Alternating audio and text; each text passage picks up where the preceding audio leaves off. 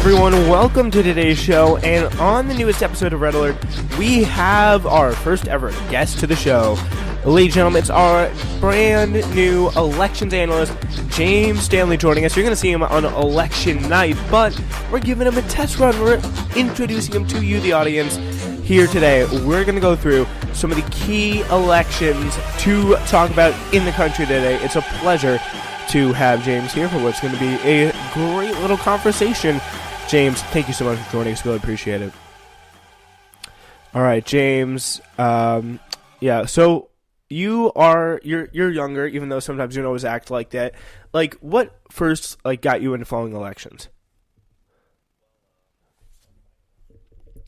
2014 midterms when I was going to watch to see if the Republicans took control of the Senate, which they further did, and also the House, which they further did, and they got control really there. And that's really the election that I started looking at, midterm elections and every election really had a deeper thought. Yeah, so the 2014 elections was the big trigger moment for you? Definitely. That's when it all started? All right, so that just keep that. We got a young elections project. He just knows everything about elections. It's pretty crazy, and just politics in general. He's not just one of elections wonk here, but we do have to talk about some elections today. So, you've been following this stuff. What elections? We'll start with the East Coast. What elections in the tri-state area, includes the 5-state area, Massachusetts, Maine, the Northeast. What sticks out to you in the Northeast that we should be watching when the results come in on November 6th? I think the races that we should really be watching are probably Rhode Island gubernatorial race. It'd be actually quite interesting to watch because we're going to have the same candidates from 2014 running. We're going to have Gina Raimondo and I think it's Alan Fung, if I'm correct. These are the same candidates in 2014 running, and so far on the polls that I've been looking at, they're pretty tight race, actually. In Rhode Island, she doesn't really have a great approval rating, but she's pretty good so far there, and she got reelected in the primary pretty well, so it's not like Democrats don't like her, but that would probably be a race to watch. Another race to watch I recommend is the Connecticut gubernatorial election, as the incumbent Daniel Malloy decided not to run again for a third term, which is quite shocking because he actually has a lot of power in that state. But I'm also not shocked because he has a very bad approval rating in that state. It's in the low 30s, if I'm correct. And Ned Lamont, who's going to be running on the Democrat side, I think it's probably the most qualified guy to run because he ran against Joe Lieberman in 2004, 2006 Senate race. Lieberman won actually on the third party, Connecticut for Lieberman. It was actually kind of funny. He won by 10% or something like that. But those are probably the two races I would say to watch. And local New York gubernatorial would probably be interesting to watch. But it's probably going to be an easy race for Cuomo to win, as every New York gubernatorial election is. Yeah, there really seems to be no major contests in New York, at least on the Senate level, because Kristen Gillibrand's going to be elected really pretty easily. Mm-hmm. But about that Rhode Island race, what are some of the things that we need to know about that? Who are the two candidates? What's interesting about them? Well, Gina Raimondo is more of she's more of a kind of centrist, tilt left on a lot of issues. She used to be actually really left, but then when she got elected to the governorship, she kind of changed a little bit more moderate because her approval ratings weren't amazing. But she's more of I can compare her probably most likely to she would probably have supported Hillary Clinton in the 2016 elections. That's probably my guess. She was more like a Clintonite, kind of like a corporate Democrat, more of let's try to bring, more jobs by cutting taxes for the corporations. But her environmental plan is also rather left. So that's where she gets kind of the more tilt left on her political views. She believes in a lot of offshore wind farms. She was actually one of the first governors to ban offshore drilling off their state. And she has actually plan with the Climate Alliance organization, which is an organization of many states on the East Coast and also across the country. After Trump left the Paris Climate Accord, they joined up and they're making a climate pact. It's I think New York, California, Virginia, North Carolina. They have a lot of states in it. Illinois, I believe, Maryland. I know that's these are states that are going to try to make a climate change plan by 2030 since Trump left the Paris Climate Accord. And Alan Fung, he's the Republican candidate.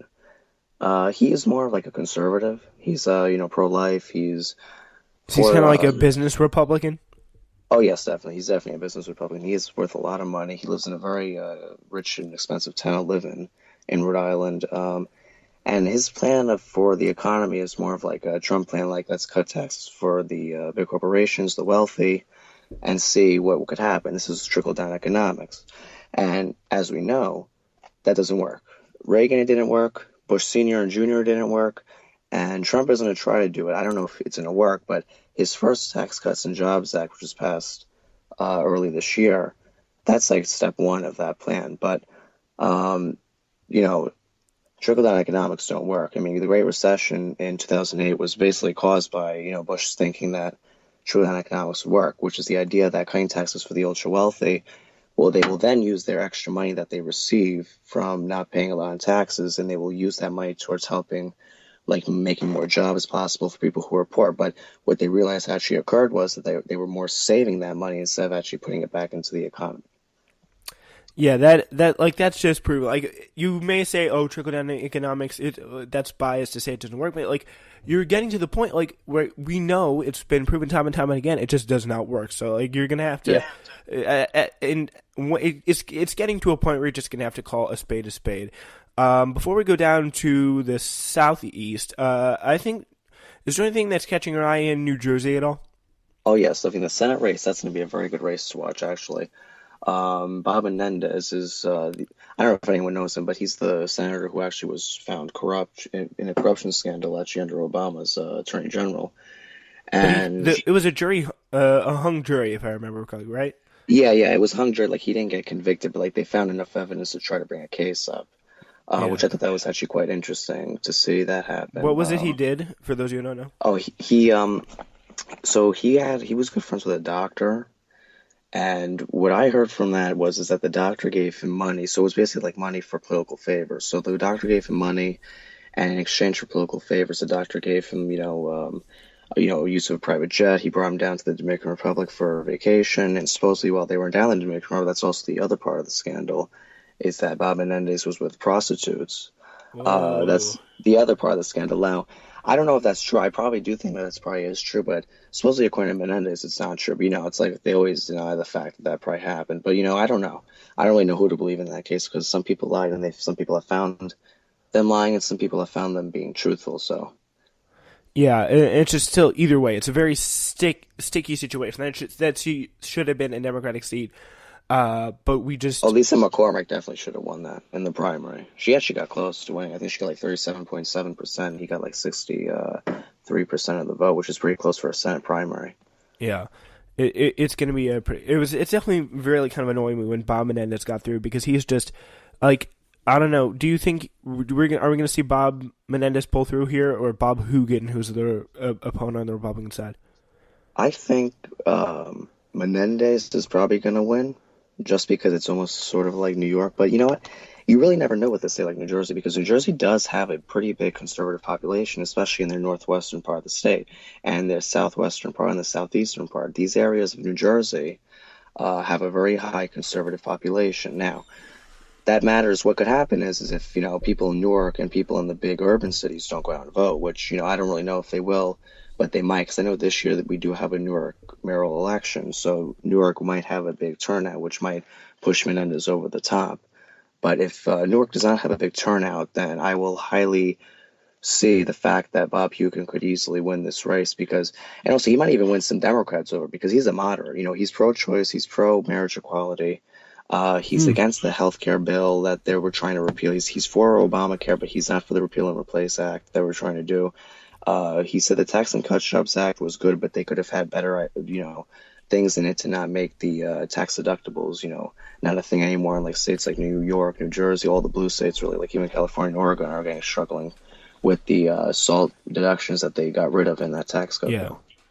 Yeah, that could be interesting. Like, but anything on the House races, like just in the states that we covered so far Oh yes, that we're oh watching yes, here. definitely. Um, I know that there's a lady, Cheryl, for Congress. I'm trying to remember. Yeah, I Mikey think it's Mikey Sherrill, Sherrill. There we are. Yeah, Mikey Sherrill. Yeah, I saw a commercial for her the other day. I think she's running NJ03, if I'm correct. Andy Kim is also running against. He's not an incumbent. Um, Andy Kim is running against a Republican. I'm trying to remember his name. I think he's a businessman. Andy Kim was a former Obama official aide in the administration for Obama, and I think that that's going to be also a good race to watch with Andy Kim because so far the polls are actually showing like a very tight race.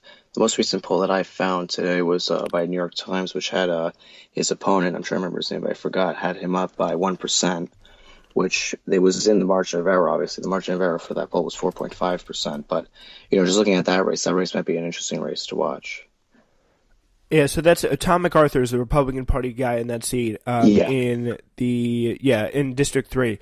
yeah, the shifter, yeah. And yeah, so he's challenging and he's challenging Tom MacArthur, which could be pretty interesting. And I mean, again, any seat that the Democrats are challenging Republicans on could be very interesting. And it's going to be very interesting to see if the Democrats can really turn out some of these seats. Like, these are seats that are not everyone's like looking at, not everyone's paying attention to, but they could be big in determining how much majority, if the Democrats do take a majority back in the House, how much will it be? Will it be like a 60 seat majority, or will it be like a 40-30 seat majority?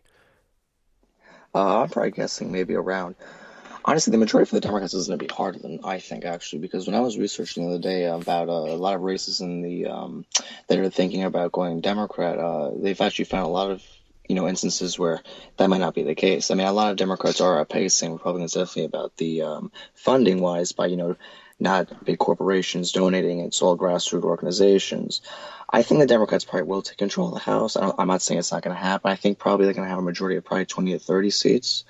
They might get 40. I mean, it really matters on how many people really go out and vote, the outcome of who they, if people are actually happy about their candidates, because, I might like Andy Kim, but people in NJ03 might be like, oh, I don't really like this guy. He might be too liberal for this, district. Yeah. But it really matters about also who comes out and votes, because, if we have the same people who came out and voted in 2016, that might not really look good for the Democrats. First off, because a lot of Democrats didn't even go out and vote in 2016. And but I think this year the Democrats are pretty fired up, I would have to say. So I think that the Democrats definitely will take control of the House. My prediction is probably 20 to 30 seats. 40 seats could probably be, in my opinion, the max if they get a lot of people to come out and vote, especially in states like California, where they have a lot of toss-up districts. And shockingly enough, Texas has a lot of toss-up districts as well. Yeah, we'll get for to this year. Texas. We will get to Texas pretty soon when we do the middle of the country and central south part. But what I want to do now is, this is probably just from talking to you like recently. Like, we know I want you to give the overview of everything going on in the southeast of the country, like states like Georgia, Florida. Because I know Stacey Abrams and some races you're very interested in Florida. So why don't you just go ahead, give us like the regional preview there, if you don't mind. Sure, and in Florida, this year we got the gubernatorial, senatorial, and we also got all the House of Representatives going up to vote. This year, the gubernatorial is actually going to be a really good race, I think, to watch, because we're going to have a drastic change in Florida if we have Andrew Gillum winning. That would be, in my opinion, very good if we have him win, because Florida is a struggling state in a lot of points of view. They have a pretty bad schooling down there. Their government is pretty overrun with a lot of corruption. Their incumbent governor, Rick Scott, is actually shockingly enough running for Senate again. Running for Senate. He did try to run for Marco Rubio's seat in, I think it was 2016, but he backed out of it after Marco Rubio announced that he was going to rerun. But Rick Scott's running against the incumbent Bill Nelson, and he's, I think, probably most likely going to win. But I think that it's going to be probably a tough race for Bill, as the polls are probably showing that. But I think that it's going to be probably for Bill Nelson. I think it's probably most likely going to win. All right, so we got Bill Nelson here, Andrew Gillum. Like, those are the two people in Florida. Is there anything else going on? Like, maybe because I know the governor's race. What's going on in Georgia? What's going on with Stacey Abrams and Brian Kemp? Because we earlier in our first ever episode was on voter suppression in Georgia. So if you how's that? What's the update on that? How's that going? Um, Looking at our most recent poll, I think that Stacey Abrams actually is going to have a really good chance of winning. For a state like Georgia, again, this is like a state that like people are like, wow, really? Like this actually might go Democrat. This state's actually looking pretty good for Stacey Abrams. I mean, look, she's a progressive, like, and it Yeah. seems like a lot of people are being like